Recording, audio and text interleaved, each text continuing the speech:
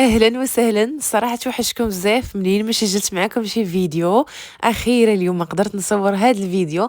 صراحه هاد العجينه كانت العجينه ديال الخبز، ولكن كتعرفوا الوليدات كيبقاو يتشهاو بزاف، فزت عليها غير الزعتر ورديتها عجينه ديال بيتزا جيده ورائعه. اختراع اختراع. المهم ديك العجينه ديالي غير خمرات ليا شويه، وقسمتها على كويرات صغيورين صافي وقرصتهم، تكيتهم بالفورشيط باش ما يتنفخوش ليا في الفران.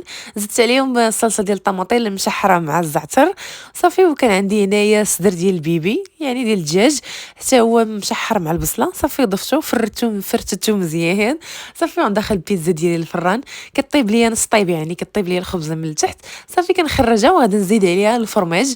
عندي هنا فرماج ديال الموتزاريلا، وخلطت مع الفرماج الاحمر ديال لافاشكيلي، ديك الباكيه الصغيره ديال لافاشكيلي. صراحه الفرماج ديالها كيجي بنين بزاف. خلطتهم مع موتزاريلا، حكيتهم ضفتهم من فوق البيتزا، وزدت عليهم الزيتون كحل مقطع، وغندخلها للفران تيذوب ليا داك الفرماج، وغادي نخرجها بالصحه والراحه.